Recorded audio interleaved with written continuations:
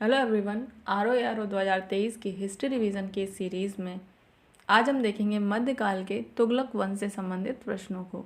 तो चलिए वीडियो शुरू करते हैं। अलाउद्दीन खिलजी के निम्न सेनाध्यक्षों में से कौन सा तुगलक वंश का प्रथम सुल्तान बना? तो यह था गाजी मलिक। यह पहले अलाउद्दीन खिलजी की सेना में था। इसका नाम गयासुद्दीन तुगलक है। यह गाजी मलिक के नाम से भी इसको जाना गया। यह तुगलक वंश का संस्थापक है।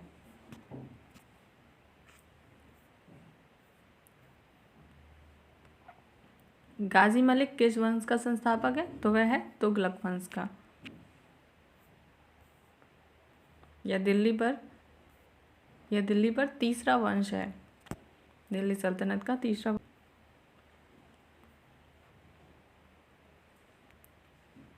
कृषि को समुन्नत करने के लिए नहर खुदवाने के संदर्भ में 13वीं शताब्दी में निम्नलिखित में पहला शासक होने का श्रेय किसे दिया जाता है? तो यह दिया जाता है गयासुद्दीन तुगलक को। गयासुद्दीन तुगलक ने सबसे पहले नहरें खुदवाने का काम शुरू किया और यह कृषि को अच्छा बनाने के लिए किया गया था और इस काम को जारी रखा है फिरोज शाह तुगलक के द्वारा, जो कि तुगलक वंश का तीसरा शासक हुआ है। किस वंश के सुल्तानों ने सबसे अधिक समय तक देश में राज किया? तो यह किया है तुगलक वंश ने। सबसे ज़्यादा लंबे समय तक सल्तनत काल में रहा है तुगलक वंश।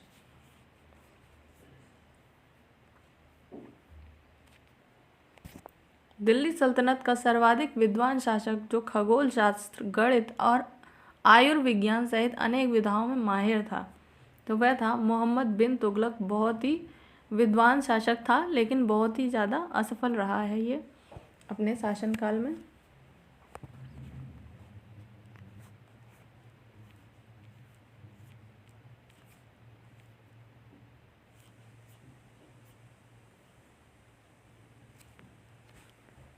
अमीर कोही नया विभाग किस सुल्तान द्वारा शुरू किया गया? तो यह किया गया है मोहम्मद बिन तुगलक के द्वारा। अमीर कोही जो कि कृषि को उन्नत बनाने के लिए बनाया गया एक विभाग था। इसको दीवान अमीर कोही भी कहा जाता है।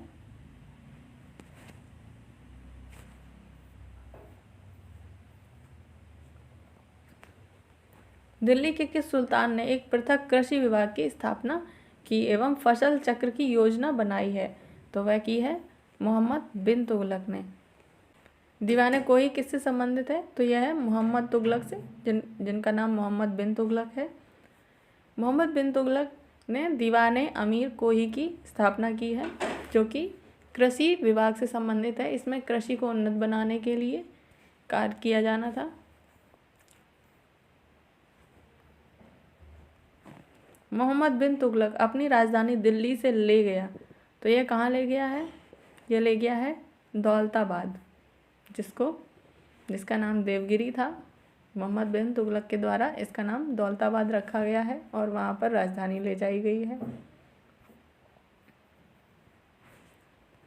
दिल्ली से दौलताबाद राजधानी के स्थानांतरण का आदेश दिया था, तो यह दिया था सुल्तान मोहम्मद बिन तुगलक ने।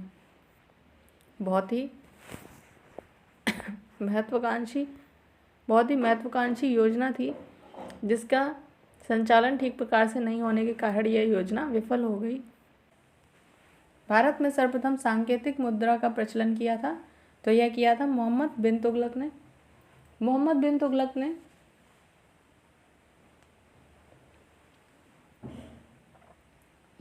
तुगलक ने अपने समय में विभिन्न प्रकार के सिक्के चलाए और उन सभी का उचित मूल्य निश्चित किया, परंतु सांकेतिक मुद्रा का प्रचलन उसकी एक विशेषता थी।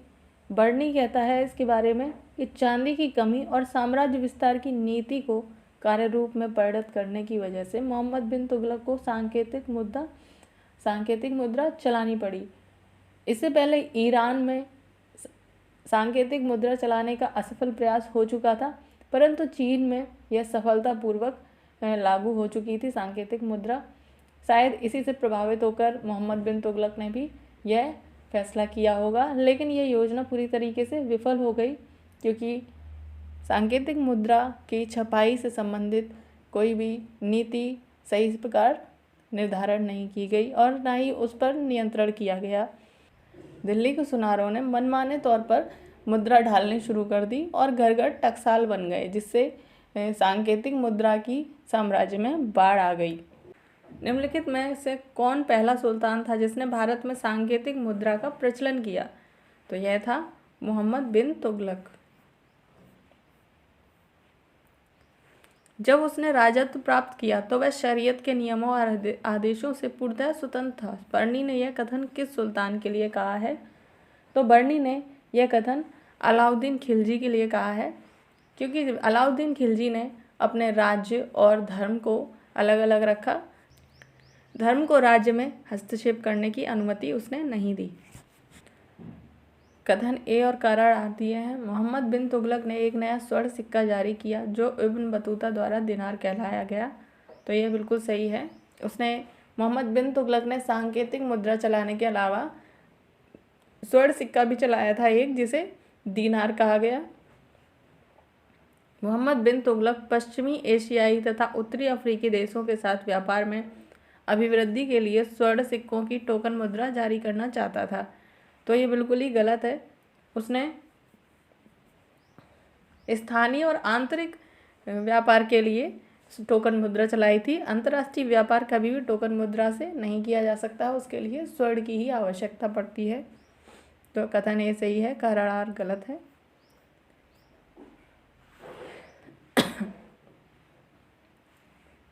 कथन ए और करार आर दिए हुए हैं।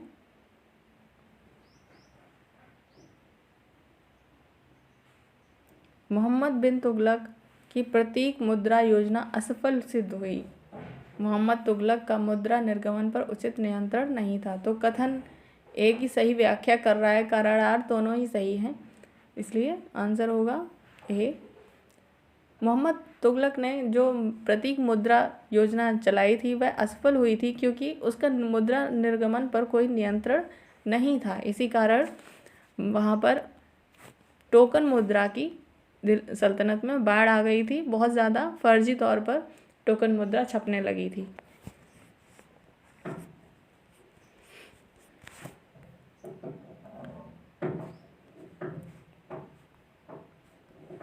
मूर देश का यात्री इब्न बतूता किसके शासनकाल में भारत आया है? तो यह आया है मोहम्मद बिन तुगलक के समय। मोहम्मद बिन तुगलक ने इब्न बतूता को दिल्ली का काजी नियुक्त किया था।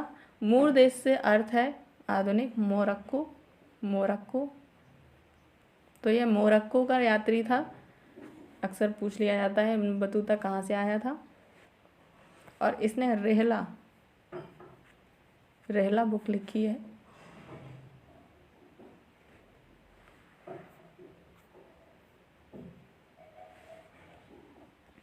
मध्यकालीन यात्री एवं लेखक इब्न बतूता किस देश का निवासी था? तो वह था मोरक्को का।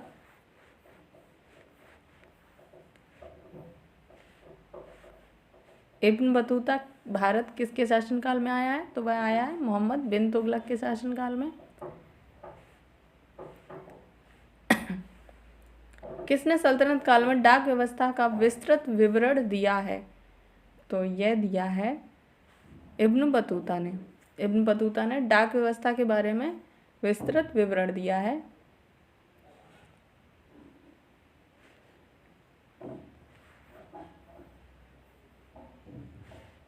कश्मीर घाटी के अंतिम मुस्लिम शासक यूसुफ शाह चक, जिन्हें मुगल सम्राट द्वारा बिहार में निर्वासित किया गया, दफन हैं। तो यह है नालंदा में। यह बिहार से संबंधित प्रश्न है।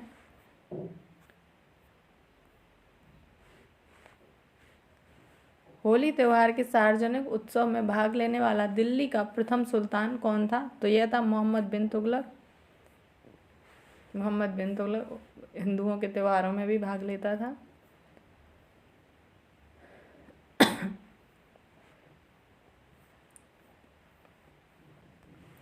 दिल्ली के किस मुस्लिम शासक के निधन पर एक इतिहासकार ने कहा, राजा को प्रजा से मुक्ति मिली व उन्हें राजा से? तो यह कहा गया है मोहम्मद बिन तुगलक के लिए।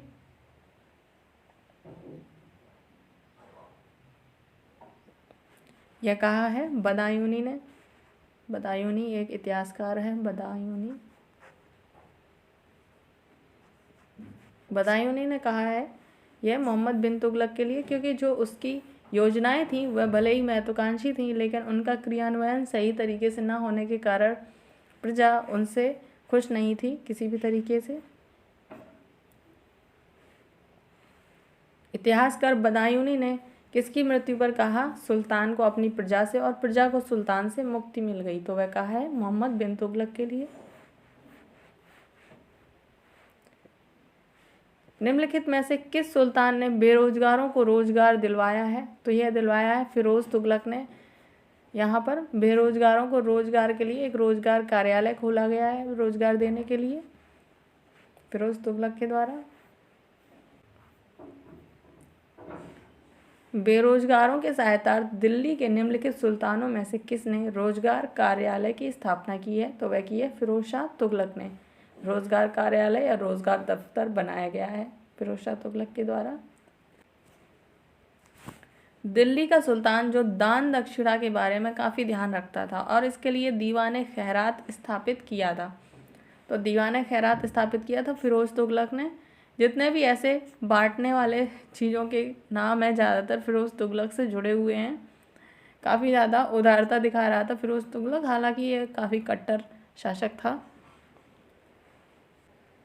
दीवाने खैरात के द्वारा गरीब मुसलमानों, अनाथ स्त्रियों और विधवाओं को आर्थिक सहायता दी जाती थी और निर्धन मुसलमान लड़कियों के विवाह करवाए जाते थे। यानी कि वो खैरात भले ही दे रहा था, लेकिन वह खैरात एक विशेष धर्म के लिए ही थी, पूरी प्रजा के लिए नहीं थी। निम्नलिखित में से किस सुल्तान के दरबार में सबसे अधिक गुलाम थे? तो यह थे फिरोज तुगलक के दरबार में। फिरोज तुगलक को गुलामों का बहुत ज़्यादा शौक था और उसके फिरोज तुगलक के गुलामों की संख्या 1,80,000 तक थी और उसने इनकी देखभाल के लिए एक अलग से दीवाने बंदगान विभाग भी बनाया था। मध्यकालीन भारतीय राजाओं के संदर्भ में निम्नलिखित में से कौन सा कथन सही है? तो सही कथन बताना है। अलाउद्दीन खिलजी ने पहले एक अलग आरिज विभाग स्थापित किया, तो यह स्थापित किया गया है बलबन के द्वारा। गलत है ये। बलबन ने अपनी सेना के घोड़ों को दागने की पद्धति शुरू की, तो यह की गई है अलाउद्दीन के द्वारा और यह काम किया गया है दीवाने आरिज का बलबन के द्वारा। तो ये दोनों ही गलत हैं। मोहम्मद बिन तुगलक के बाद दिल्ली की गद्दी पर उसके चाचा बैठे, बिल्कुल ही गलत। उसका चचेरा भाई बैठा था। फिरोज शाह तुगलक मोहम्मद बिन तुगलक का चचेरा भाई था, चाचा नहीं था। इसके बाद डी है, फिरोज तुगलक ने गुलामों का एक अलग विभाग स्थापित किया जिसको दीवाने बंदगान कहा गया। तो डी वाला बिल्कुल सही है।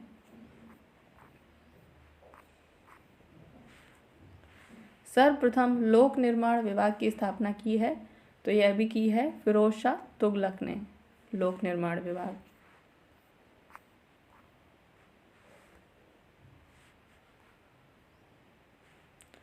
दिल्ली का जो सुल्तान भारत में नहरों का सबसे बड़ा जाल का निर्माण करने के लिए प्रसिद्ध है वह है फिरोज शाह तुगलक। गयासुद्दीन तुगलक ने यह काम शुरू किया था, लेकिन बहुत ज़्यादा वृहद स्तर पर नहीं कराया था। फिरोज शाह तुगलक ने नहरें, कुएं, तालाब, झील आदि इन सब सिंचाई से संबंधित बहुत ज़्यादा काम किया था। फिरोज शाह तुगलक ने नहरों का एक जाल बनाया था।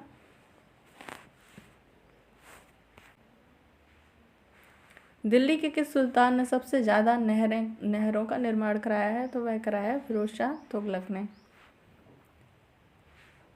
हक ए शर्ब अथवा सिंचाई कर लगाने वाला दिल्ली का प्रथम सुल्तान कौन था? तो यह था फिरोज तुगलक। फिरोज तुगलक ने नहरों का जाल बनाया और जो भी किसान उन सरकारी नहरों से अपने खेतों की सिंचाई करता था उनसे हक ए शर्ब नाम का अतिरिक्त कर लिया जाता था, जो कि फसल का 1/10 होता था।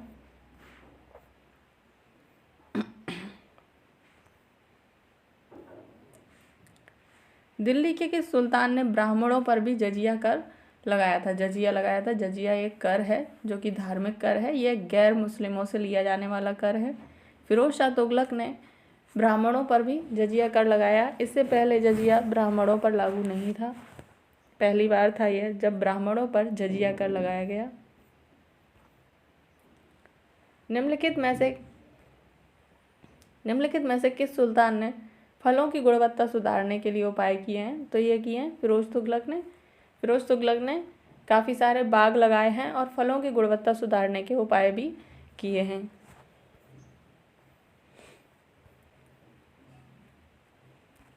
टोपरा तथा मेरठ से 2 अशोक स्तंभ लेख दिल्ली कौन लाया है? तो यह लाया है फिरोज शाह तुगलक। इसने टोपरा और मेरठ, टोपरा है हरियाणा में और मेरठ है यूपी में, तो यहाँ से 2 अशोक स्तंभ दिल्ली में लाकर लगवाए हैं फिरोज शाह तुगलक ने। यह अशोक के द्वारा उत्कीर्ण कराए गए स्तंभ थे। दिल्ली का कौन सा सुल्तान अशोक स्तंभ को दिल्ली लाया है? तो वह लाया है फिरोज शाह तुगलक। दिल्ली के कुछ सुल्तान ने इस उद्देश्य से एक अनुवाद विभाग की स्थापना की कि उससे दोनों संप्रदायों के लोगों में एक दूसरे के विचारों की समझ बेहतर हो सके। तो यह कराया है फिरोज तुगलक ने, अनुवाद विभाग की स्थापना कराई है। राज्य के खर्च पर हज की व्यवस्था करने वाला पहला भारतीय शासक था, तो वह था फिरोज तुगलक। इसने राज्य के खर्च पर लोगों को हज यात्रा करने के लिए भेजा है।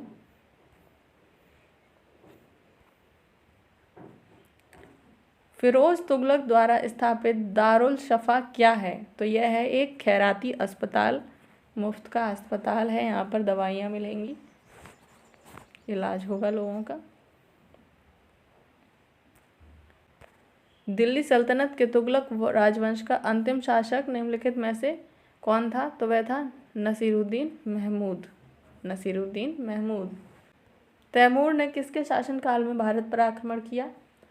तो यह किया था नसीरुद्दीन महमूद के शासनकाल में, जो कि यहाँ दिया ही नहीं है, यहाँ ऑप्शन में नहीं है, इनमें से किसी में नहीं किया था। वह था नसीरुद्दीन महमूद के शासनकाल में।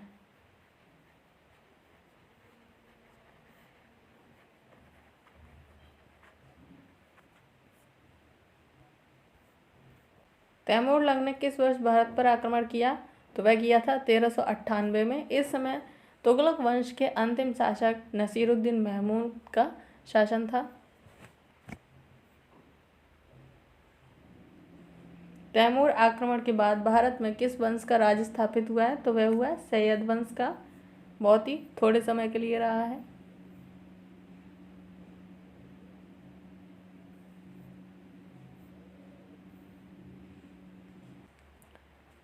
निम्न को उनके काल क्रमानुसार व्यवस्थित करना है, क्रमबद्ध करना है। तो यहाँ पर रुकनुद्दीन जो कि गुलाम वंश से संबंधित है, सबसे पहले यही आएगा।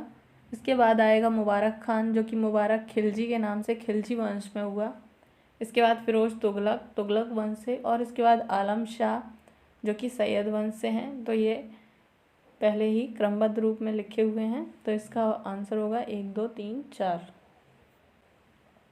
इसके साथ ही तुगलक वंश से संबंधित प्रश्न समाप्त होते हैं। अगले वीडियो में मिलते हैं, तब तक पढ़ते रहिए। इसी तरह की और वीडियोस को देखते रहने के लिए चैनल को सब्सक्राइब करें। वीडियो पसंद आए तो लाइक और शेयर करें।